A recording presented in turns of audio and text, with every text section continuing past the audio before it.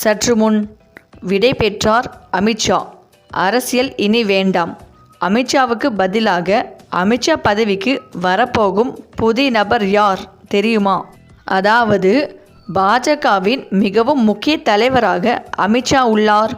பாஜகவின் தொடர் வெற்றிக்கு காரணமான தலைவர்களில் மிகவும் முக்கிய பங்கு வகித்து தற்போது மத்திய உள்துறை மற்றும் கூட்டுறவுத்துறை அமைச்சராக அமித்ஷா செயல்பட்டு வரும் நிலையில் பொது வாழ்க்கையில் இருந்து ஓய்வு பெற்ற பிறகு அவர் செய்ய போகும் வேலை பற்றிய சுவாரஸ்ய தகவல்களை பகிர்ந்துள்ளார். பிரதமர் நரேந்திர மோடியின் அமைச்சரவையில் மத்திய அமைச்சராக இருப்பவர் அமித்ஷா. உள்துறை மற்றும் கூட்டுறவுத்துறை நிர்வகித்து வருகிறார். பாஜகவின் தேசிய தலைவராக செயல்பட்டு அந்த கட்சியை பல மாநிலங்களில் வெற்றி பெற வைத்தவர்.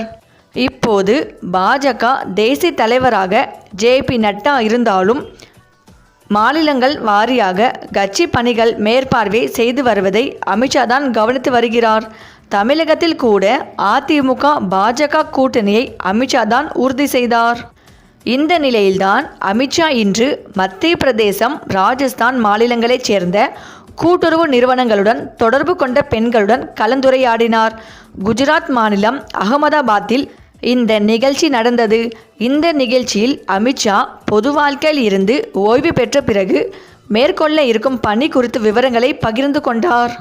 சௌகர் சம்வாத் என்ற பெயரில் நடந்த நிகழ்ச்சியில் அமித்ஷா கூறியதாவது: பொது வாழ்க்கையில் இருந்து நான் ஓய்வு பெற்ற பிறகு எனது வாழ்க்கையை வேதங்கள், உபநிடங்கள் மற்றும் இயற்கை விவசாயத்துக்காக அர்ப்பணிக்க முடிவு செய்துள்ளேன். தற்போது ரசாயன உரங்களை பயன்படுத்தி கோதுமைகள் விளைவிக்கப்படுகிறது. இது உடல்நல பிரச்சினை ஏற்படுத்துகிறது. இயற்கை விவசாயம் மட்டும்தான் உடல்நல பிரச்சினையை விரட்டியடிக்கும். அதேபோல் விவசாய பொருட்களின் உற்பத்தியை அதிகப்படுத்தும். நான் மத்திய உள்துறை அமைச்சராக ஆனபோது அனைவரும் மிகவும் முக்கியத்துறையை பெற்றதாக தெரிவித்தனர். ஆனால் அதே நாளில் நான் தான் கூட்டுறவுத்துறையையும் பெற்றேன். உள்துறையை விட கூட்டுறவுத்துறையை தான் பெரிது என்று நான் நினைக்கிறேன்.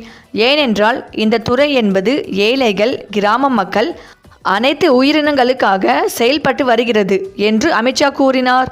முன்னதாக அமித்ஷா நம் நாட்டின் கூட்டுறவு இயக்கத்துக்கு அடித்தளம் போட்ட திரிபுவன் காக்காவின் பெயரில் பல்கலைக்கழகம் அமைக்க அடிக்கல் நாட்டினார். அப்போது அமித்ஷா பேசுகையில், நாடு முழுவதும் நான் எங்கு சென்றாலும் சிறு குடும்பங்களைச் சேர்ந்த பெண்கள் தங்கள் குழந்தைகளுக்கு கல்வி கற்பித்து அவர்களின் வாழ்க்கையை எவ்வாறு மாற்றியுள்ளனர் என்பதை நான் பார்க்கிறேன். இன்று கூட்டுறவு அமைப்புகள் நிறுவப்பட்ட இடங்களில் மக்கள் 1 கோடி வரை சம்பாதிக்கிறார்கள். இவை அனைத்தும் திரிபுவன் காக்காவின் தொலைநோக்கு சிந்தனைகளால் சாத்தியமாக்கியுள்ளனர். ஆனாலும் அவர் தனக்கே ஒன்றையும் ஏற்படுத்தி கொள்ளவில்லை. மேலும் நாடாளுமன்றத்தில் திரிபுவன் காக்காவின் பெயரை காங்கிரஸ் கடுமையாக எதிர்த்தது. ஆனால் நான் உறுதியாக என் நிலைப்பாட்டில் உறுதியாக இருந்தேன். பல்கலைக்கழகத்திற்கு அவரது பெயர் சூட்டப்படும். குஜராத் முழுவதும் பெண்கள் திரிபுவன் காக்காவின் பெயரை போற்றுகிறார்கள். அவரது பெயரில் ஒரு பல்கலைக்கழகத்தை நிறுவுவது பெருமைமிகு சாதனை என்று குறிப்பிட்டார் அமித்ஷா. இந்த நிலையில்தான் பாஜக தேசிய தலைவர் பதவியில் இருந்து அமித்ஷாவின் பதவிக்காலம் முடிவடைவதால் ஜே.பி. நட்டா அடுத்த தலைவராக போகிறார் என்ற தகவல் வெளியாகியுள்ளது. இது அரசியல் வட்டாரங்களில் பெரிய பரபரப்பை ஏற்படுத்தியுள்ளது. சரி, இந்த வீடியோ பற்றிய உங்கள் கருத்துக்களை கமெண்ட்ஸில் சொல்லுங்கள். மேலும் இந்த வீடியோ உங்களுக்கு பிடித்திருந்தால் லைக் பண்ணுங்கள், ஷேர் பண்ணுங்கள். மறக்காமல் நம்ம சேனலை சப்ஸ்கிரைப் பண்ணிக்கோங்க. தேங்க்ஸ் ஃபார் வாட்சிங்.